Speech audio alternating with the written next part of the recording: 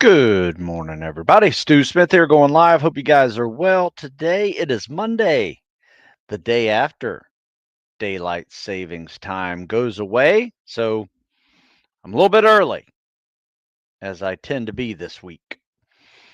Um, so let's chat a little bit about a few things.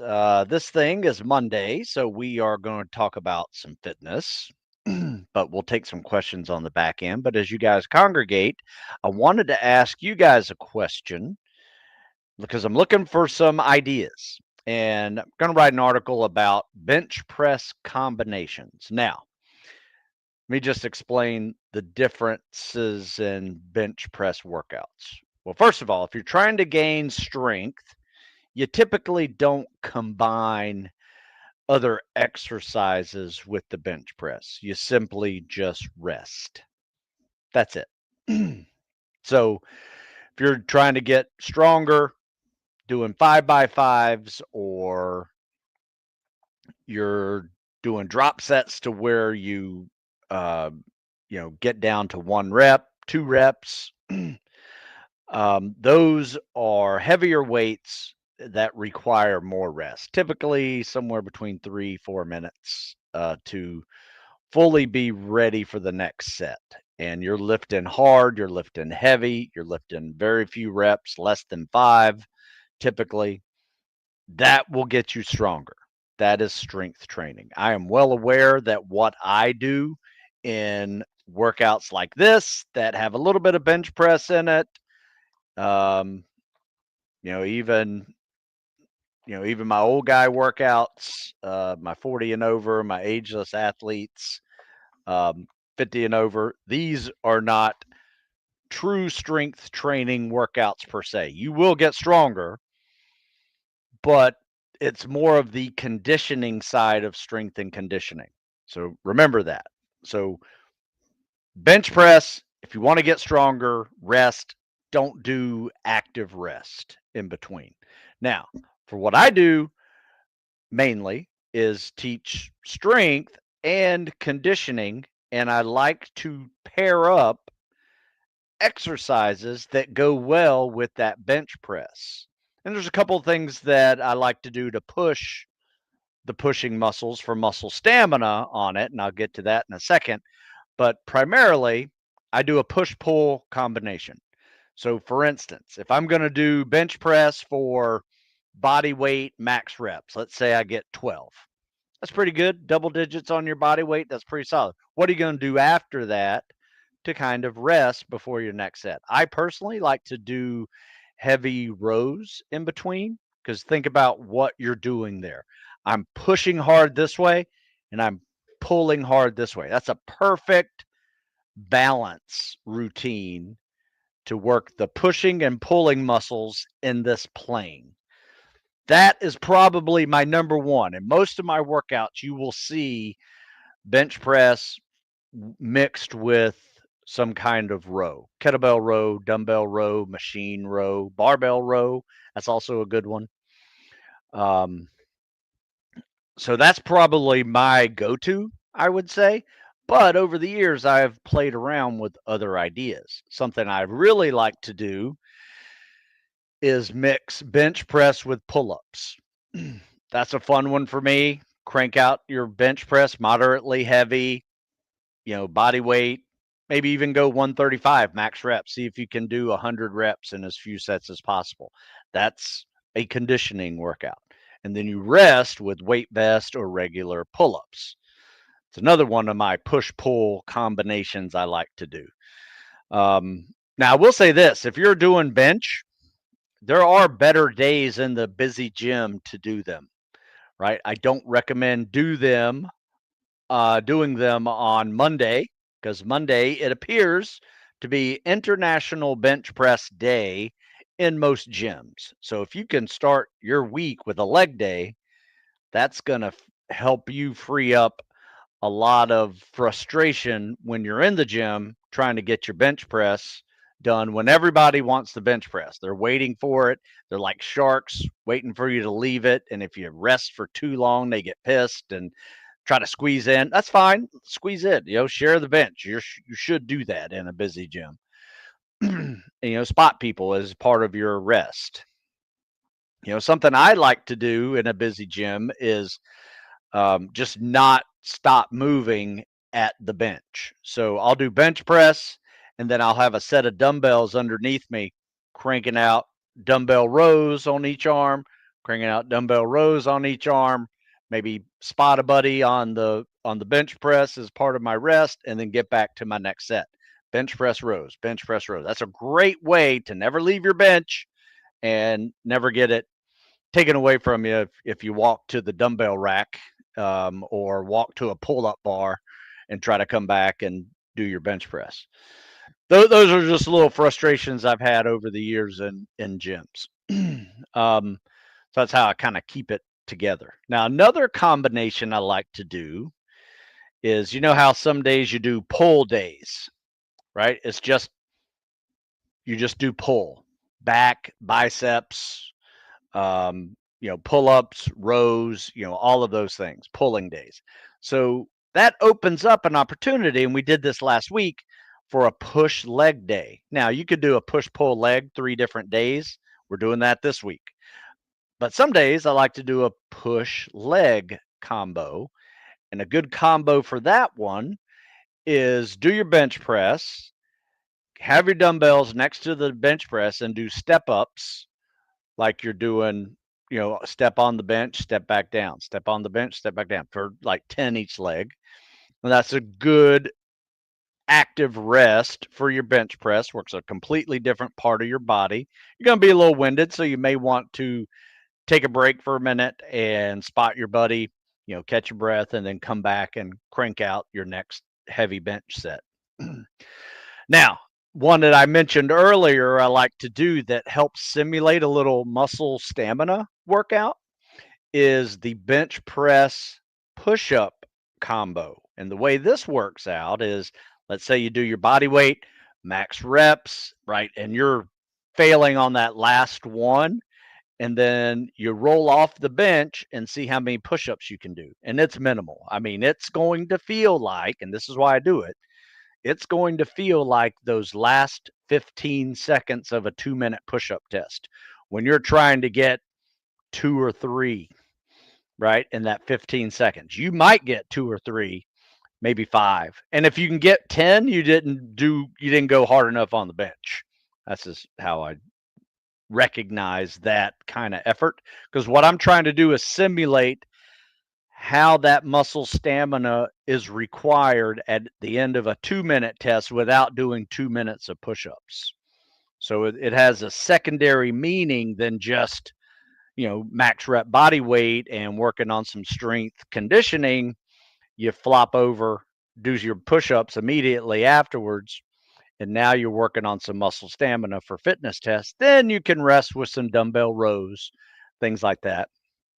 Work some pulling muscles, and then come back around to the next set. You may need a minute, spot your buddy, stretch out, get ready to do it again, and you do it again. So that's one of those push-push combos that I like to do, and I typically only do them with tested calisthenics exercises. So for instance, we'll do heavy pull downs and then go try to do pull-ups, or heavy or weight vest pull-ups and then take them off and max pull-ups right afterward. It's just a drop set to try to make pull-ups and push-ups a little harder and feel like the last 25% of your reps in a 2-minute test, things like that, without doing a whole bunch of reps, because sometimes you need a break from all the reps. Let's face it. Let's see, what's another good push? Anybody else got a good push bench press combo? Sometimes I'll do abs, rest with abs. That's a good one. So do your bench press and just stay on the bench and do some knee ups, flutter kicks, crunches. Just take a minute or two and just work some abs while you are resting your bench press. And I'm trying to create ways to not leave the bench, if you've noticed. If you're in a not so busy gym, that's fine. Just, leave your weight on there, walk around the gym, stretch out. You can go to a cardio machine and do some backwards walking or something just to, get ready for the next heavier set. um, but yeah, bench press and pull ups are probably my old school favorite that I always used to do. And then as I got around busier gyms, like in the military and post military, I realized if I left my bench too long, somebody was taking it. um, so another option is to do dumbbell bench or maybe even dumbbell incline bench, um, and pair that up with rows. That's another fun one to do. And then that way you're never leaving the dumbbell area and nobody's worried about taking your bench. You just do flat bench, heavy dumbbells, and then roll over, crank out some dumbbell rows on it. There you go. So anyway, that's my little thing. I'm trying to come up with useful ideas for bench press combinations. It seems like if you go back, bench press is probably the most popular lift of all lifts. I mean, people have tried to make leg day and deadlifts more popular, but I think if you look at from the beginning of working out in your teens to through your 20s, most people, all they really care about is, hey, how much you benching? That's just one of those questions you're going to get asked if you go to a gym and you meet some gym bros and start lifting with them. It's kind of fun. So, yeah, that's what I'm doing.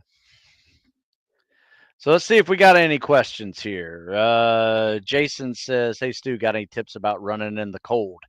Yeah, layer up.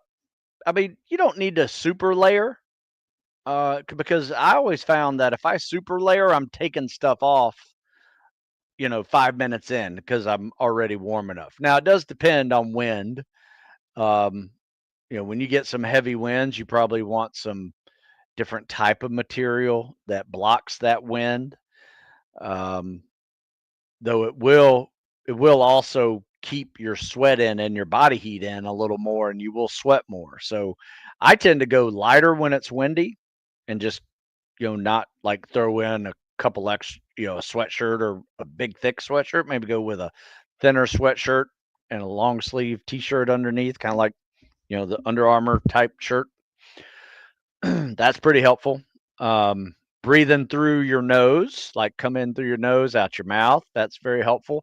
The biggest thing that's helpful is continue to run outside in the fall and progress slowly to colder temperatures versus do all your running inside summer, fall, and now for some reason you're running outside in the winter and you've gone from 70 degrees to 25 degrees, and that's going to suck. So if you can progress each week at a little bit colder, like this morning, it was in the high 40s running. Not bad. We've been used to it. It's been in the high 40s for like 3 weeks, maybe low 50s. So we are progressing into our 40s now. Soon it will be low 40s, high 30s. We'll progress into that. But it's so much easier when you make that steady temperature progression versus just jumping right into the cold and it's 40 degrees colder than you used to do it. Sometimes it just happens and we have a cold front come in and it drops at 30 degrees and that kind of sucks.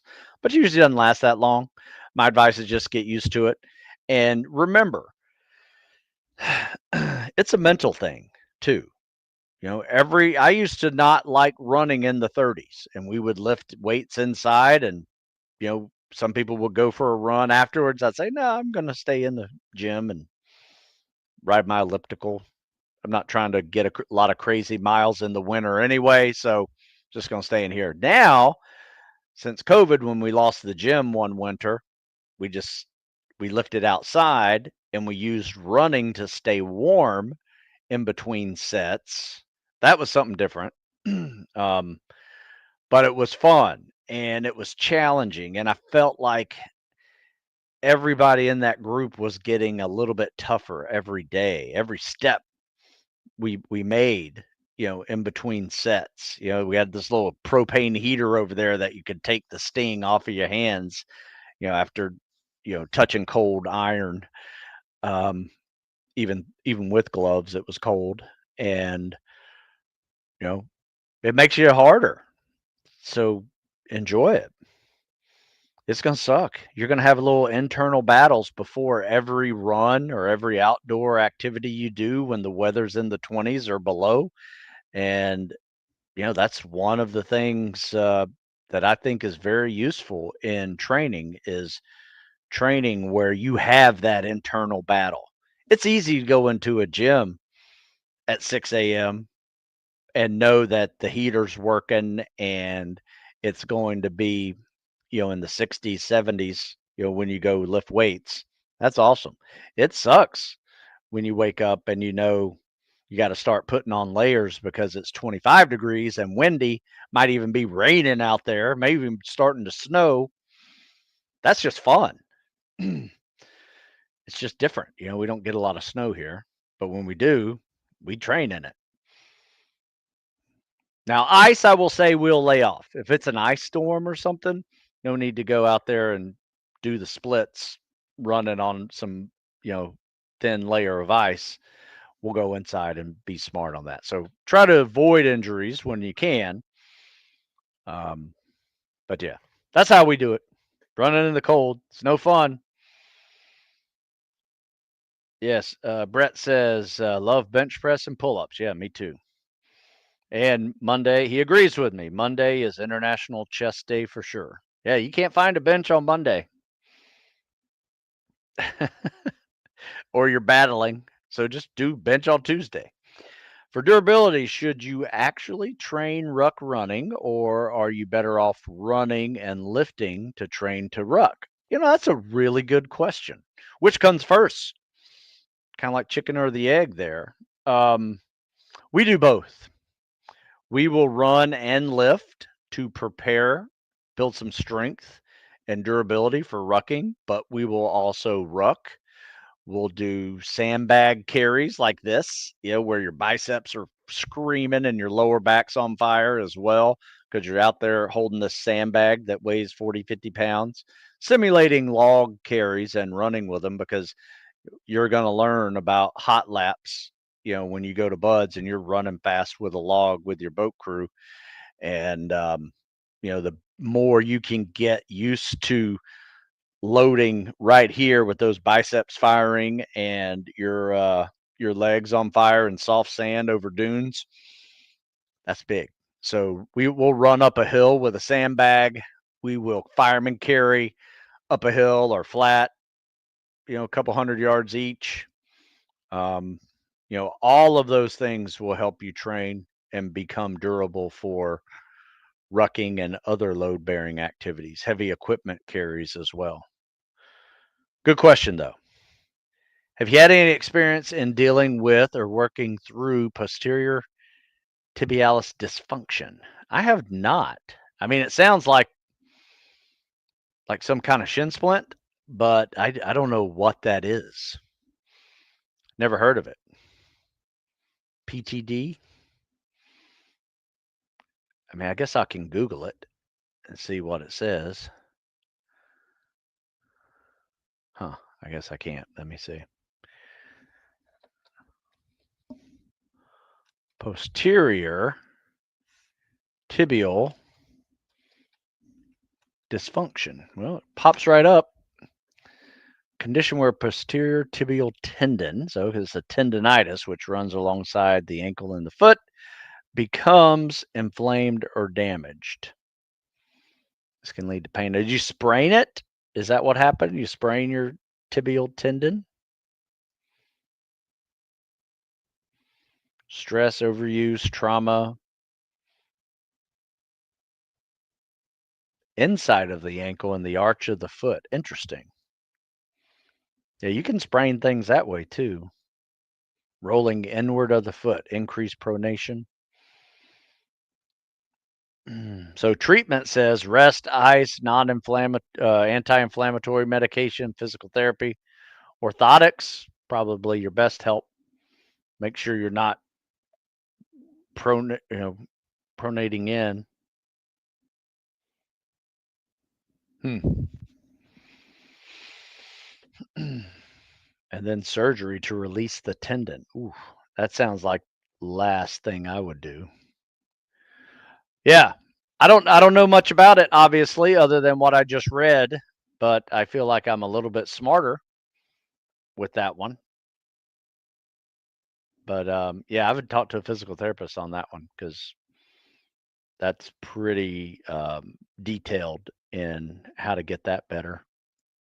I know your program covers this mainly, but what workouts do you believe are the most beneficial to actually train in the gym with weights that are functional for buds? Great question. Um, without getting too technical, right? Like doing difficult lifts, I like to keep it simple. Um, all the calisthenics need to be done and done well because it is a muscle stamina drill. It's not a 1 rep max strength drill.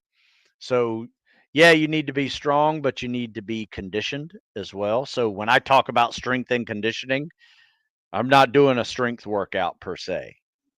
You can get stronger with these kind of workouts, but you're really focused on the conditioning, minimal rest, active rest, and just continuing to push yourself, in these workouts. And I wouldn't even call them high intensity workouts. They're not really high intensity workouts. You're just moving the whole time. You're trying not to stop to rest too much. Or if you can make things like running an actual rest, or some core work an actual rest, or a different muscle group an actual rest.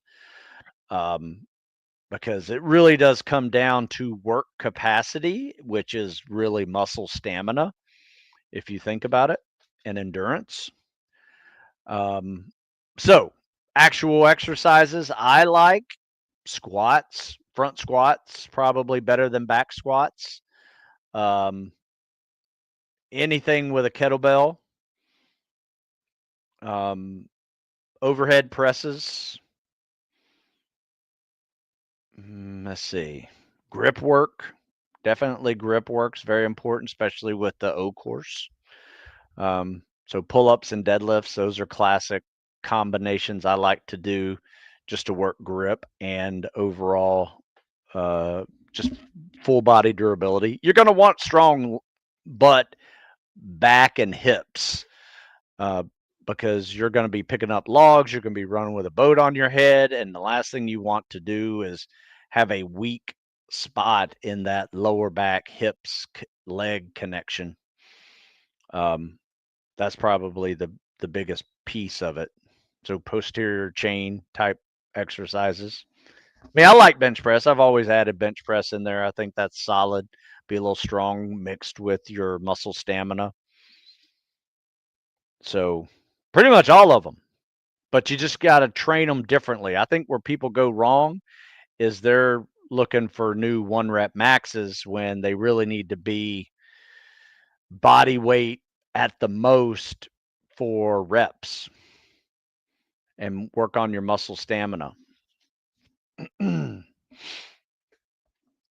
strength. Now, here's the thing. If you've never been in a weight room and you're an endurance athlete, then yeah, you need to build strength, not necessarily conditioning. You need to actually have a strength cycle, get a little stronger, quit running, you know, and just live in the weight room, get bigger, put on some mass. So yeah, it depends. The answer depends. But good question. I like that question. Let's see. Good morning, Stu. Dealing with a leg injury. Should I concentrate more on legs to get them back up? Thanks. Yeah, I mean, you should be doing everything. I mean, I would concentrate more on your upper body because that's what's not hurting you. So crush that, but don't ignore your legs either. maybe do more mobility, flexibility work while you're in your legs, hips, and lower back while you're recovering from that leg injury. And depending on what that joint is or muscle is, there'll be maybe some things that you can do.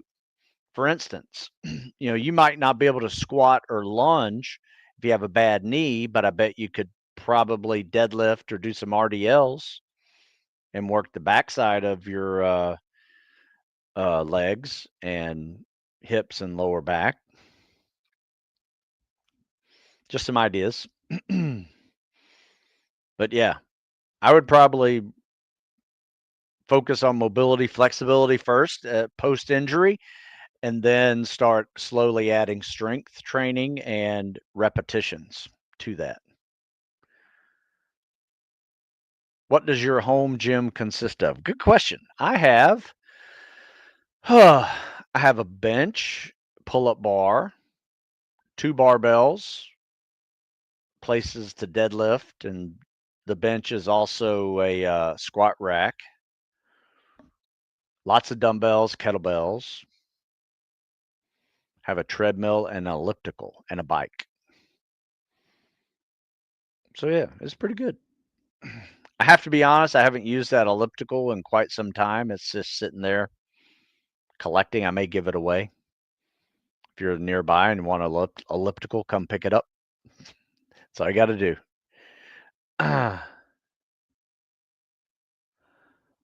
Let's see. Looks like I have answered all these questions over here on Instagram.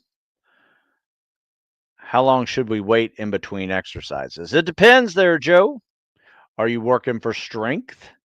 Because if you're working for a strength exercise or strength goal, my advice is rest. And science says you want to rest about 3 minutes to be ready for the next lift. But it also depends on your conditioning, because if you're in good conditioning, 3 minutes may be perfect. If you're not so good at conditioning, you may need 5 minutes before you do your next strength exercise. Now, if you're doing conditioning where it's like a circuit, for instance, let's say bench press and rows, there's no rest in between that. It's setting up time is your rest. You're going to do your bench, get that done, do your rows. Now, if you got a buddy in there, you can spot him while he does the bench, he does his rows, and then he spots you again and you go. So the rest, before you start the bench press, I don't know, maybe might be 2 minutes before you do it again, but it's active. It's active rest. You're not sitting around doing nothing, looking at your phone. My advice is don't even take your phone into the gym. Leave it in your pocket or locker. Morning, Stu. I sweat a lot when running, so often on t-shirt I often run on t-shirt even when it's cold after taking off layers. People tell me that I should not run on t-shirt in real cold. What do you say? I don't think it really matters. Do you, man? I mean, I think you're going to get a little tougher for running in a t-shirt. I will tell you that. I'll be honest with you. We've had guys. I'm wearing 2 sweatshirts in these workouts because I also do some coaching, so I'm not always running in between sets. I'm actually coaching people to help, so I need to layer up a little bit more. So I'll wear 2 sweatshirts, and the guys that are running in between, they'll be wearing t-shirts. Some of them will take that off, and I always tell them, that they're just showing off. It's 22 degrees out, we're lifting, and they take their shirts off. People drive by and think we're crazy because we're working outside, right in a little park. It's probably 50 yards away from a road that people could see us lifting and doing these things. And I just say they're just showing off now.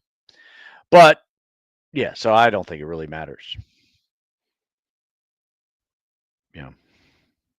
I think the theory of catching a cold because you're cold, you may have a decreased Immune system when you're really cold.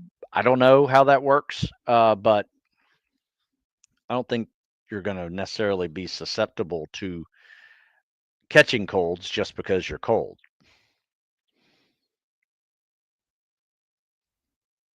I could be wrong though. I don't know. I've seen conflicting reports on that.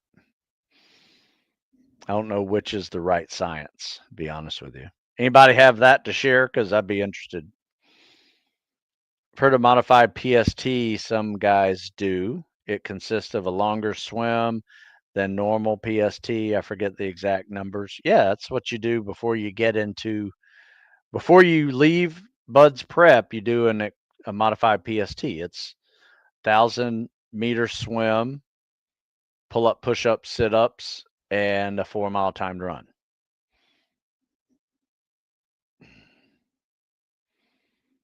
Do you believe consistent cold water exposure makes you somewhat more tolerant to cold water? Yes. But be smart about it. You don't need to put ice in it. Okay. Um, especially if it's in the winter. Like I have a tub in the back, um, and it's just one I fill up with a water hose. And so what I'll do some days is because I know it's going to be in the 40s overnight, I'll fill it up at night, do a little night plunge. It's like, groundwater, so it comes in at about 55, which is pretty chilly, right? But here's the deal. That's as cold as it gets out at Bud's. The water temperature in the 50s.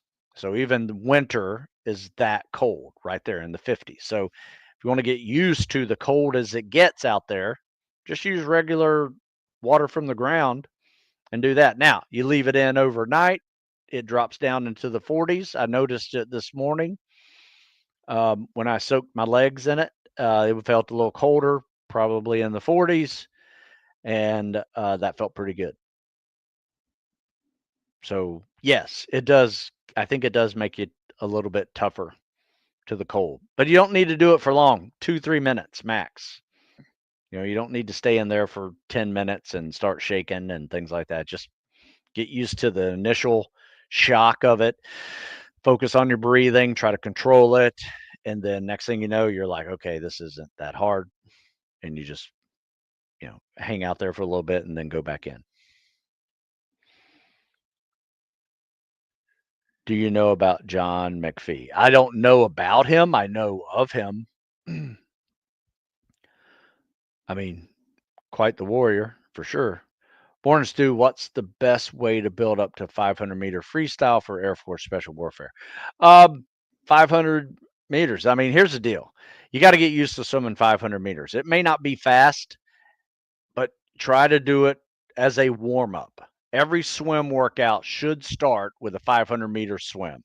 If you're going Navy, do it with CSS. If you're going Air Force, go with freestyle, or rescue swimmer, go with freestyle. And one day, you're going to look at that warm up and take a fitness test and say, oh, this is just my warm up. That's how powerful it is when you make it your warm up. Then do about another 1,000 yards of swimming. And that can be in different sets. It can be in sets of 50s, 100s, 200s. If you want a fun workout, I like to do 100. See what my time is. I try to get a meter per second if I'm going freestyle or CSS for that matter, yard per second. 200, do a 200. Try to do that in 200 seconds. Do a 300. Try to do that in 300 seconds. That's 5 minutes if you do the math. And then come back down, 200, 100. If you do the math on that, you've done 500-yard warm-up and a 1,200-yard swim workout. I promise you, 1,700-yard, 15 to 1,700-yard swim workouts will get you in shape for any 500-yard test. Promise. Especially if you work on your pace. If you're just swimming a lap and resting for 30 seconds in between each lap, that's not going to do it. You got to swim.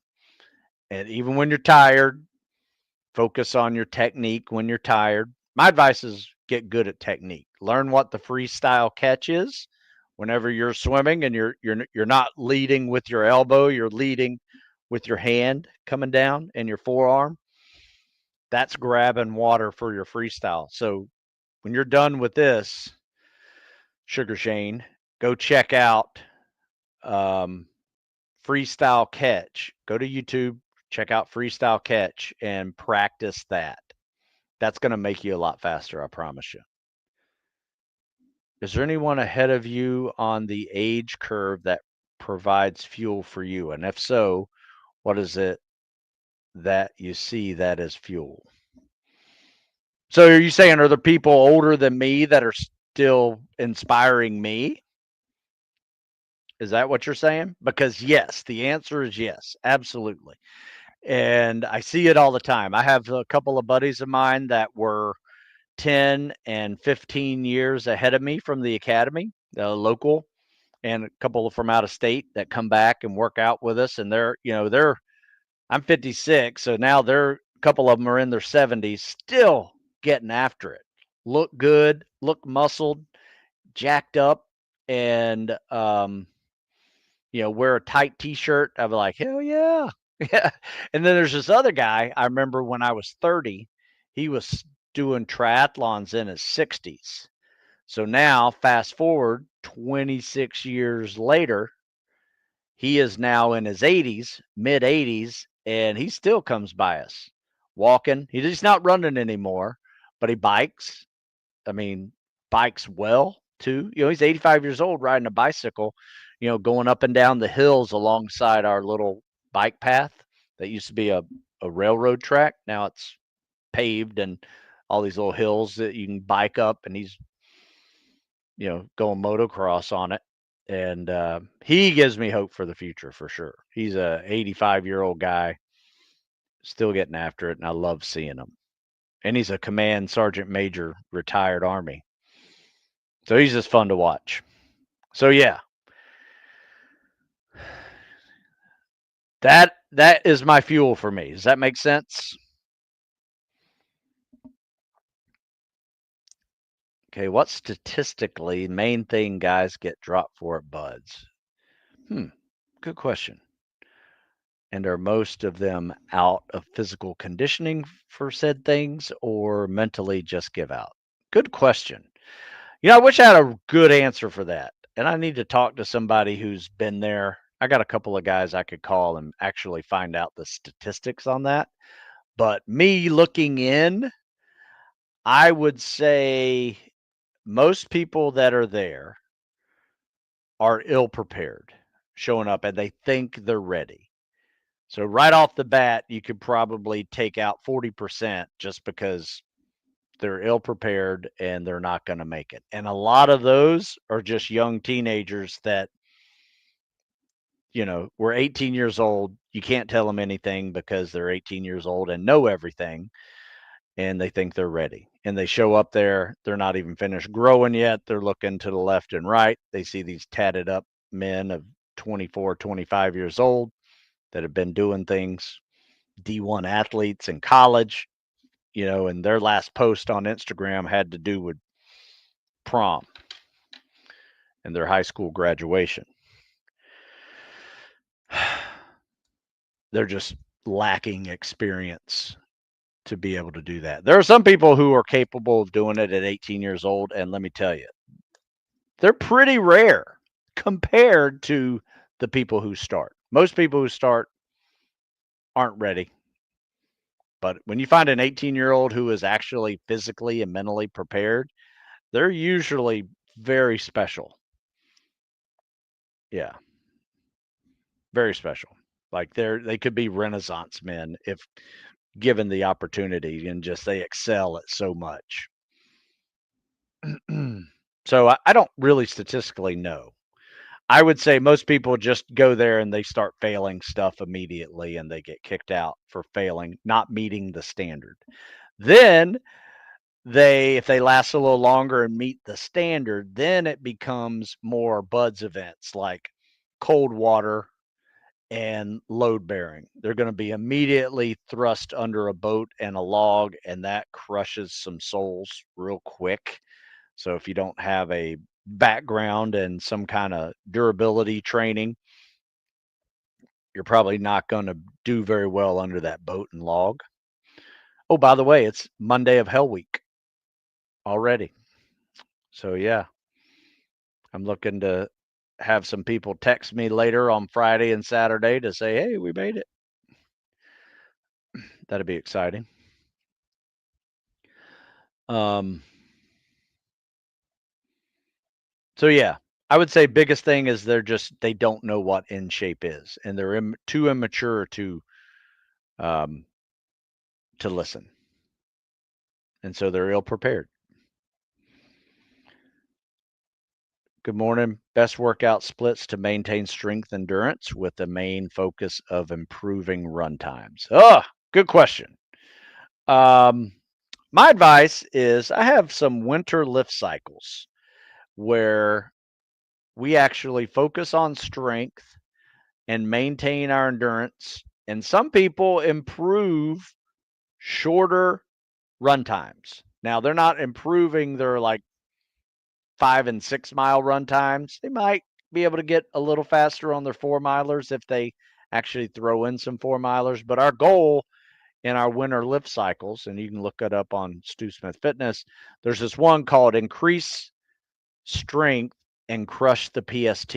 And the way we do that is we use a block periodization model, and it looks like this. You're going to do 3 weeks of strength training with some cardio cool down. So it's not like it's real strength training. You're still doing strength training. You're going to warm up with calisthenics. You're going to do heavy lifts, run a little bit in between just for active rest. And then you're going to do some cardio on the back end of that. So you're still working endurance. You do that for 3 weeks. Then on week 4 of every 12-week cycle, we're going to take off of lifting and work on calisthenics and cardio. So we're maintaining and improving our muscle stamina and endurance, but we're deloading from the strength for a week. And then we come back in the next week, back to strength training for the next 3 weeks, 1 week into cals and cardio. That has been a really good system. And you don't have to do my system. You can do your favorite cals and cardio week, or you could do, your lift cycle that you like to do. My advice is this though, make sure all your lift cycles end with cardio because you can't ignore your runs and your swims. And on leg days, add a ruck in there.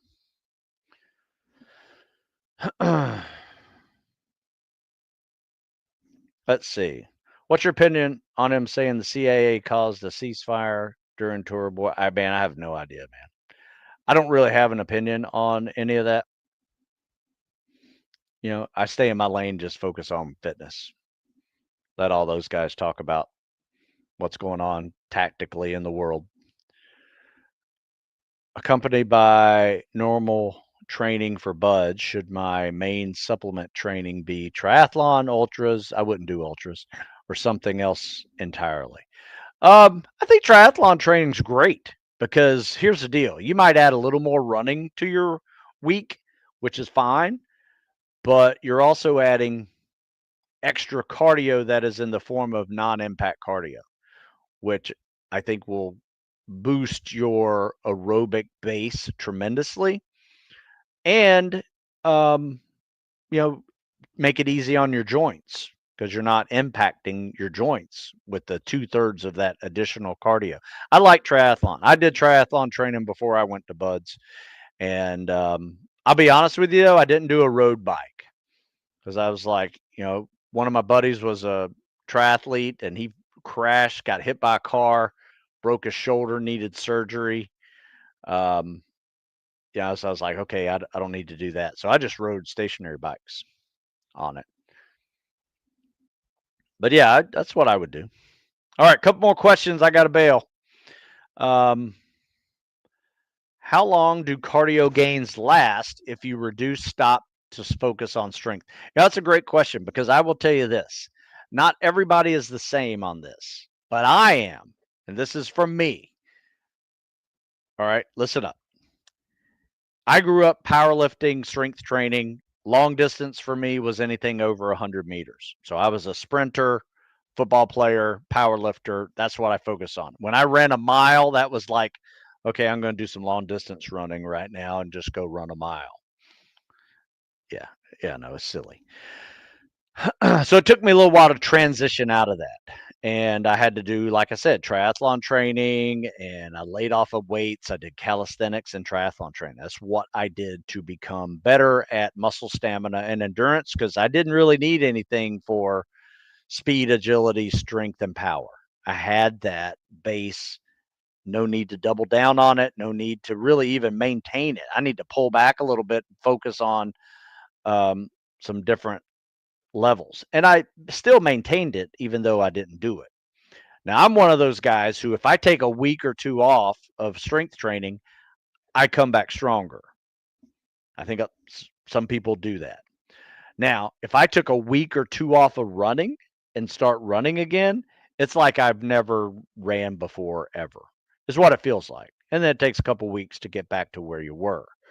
Um, so my advice is don't lay off your cardio even though you're focusing on strength. There's a way to do it. And if you look up my seasonal tactical fitness periodization models with the block periodization options in it, that's the way I would do it. So my winter lift cycles, my increased strength, crush the PST cycle workout, those are really good to focus on that. And they're all block periodization models. Let's see. Todd says, you've come a long way from when you first started your journey. If you went back in time, would you do a different route? If so, why? Um, no, no, I wouldn't. I'm very happy with my choices. Um, I enjoy being a coach. Now, had I don't think I would have wanted to take a different route and not in the end up being a coach. I didn't know I wanted to be a coach when I started this journey. I just learned about it, while I was on it. And I was like, this is what I enjoy doing. I learned that I like to coach. I was lucky enough to be able to write. I mean, my parents were dad was a journalist, my mom was an English teacher. I guess it came to me a little bit easier, but I also grew up two sets of eyeballs on every paper I ever wrote because they took that seriously and wanted me to be a good writer. And I'm glad they did because it helped. Um, so yeah, I don't think I'd change it. You know, I would have had some different investing decisions. Probably would have not pulled money out of Apple in 2000, kept it in there. Yeah. No, I don't have any changes. I got a great family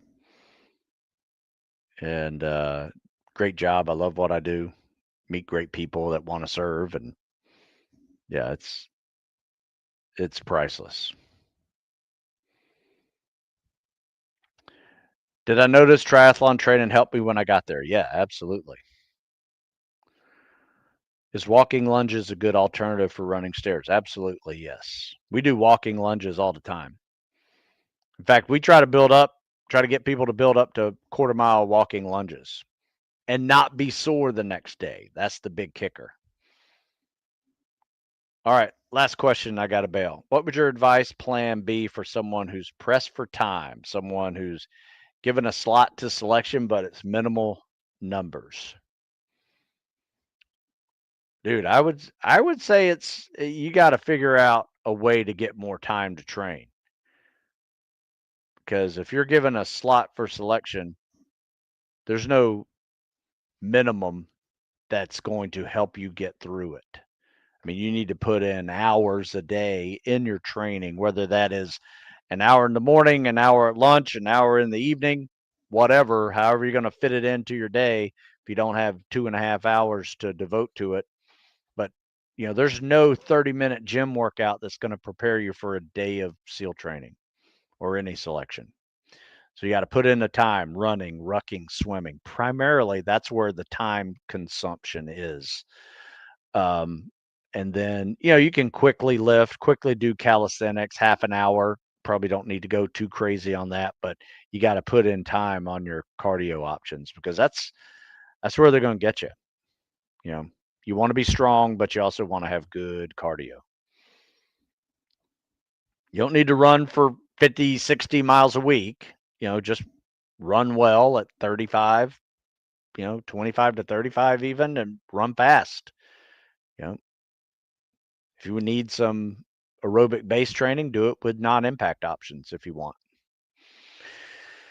Sorry, I'm a little bit all over the place. You guys asked a lot of questions. I hope that helps. My advice is take your time in training and prepare well. Otherwise, you're going to see where you neglected probably in the first week, and it's going to be a long bit of training after that.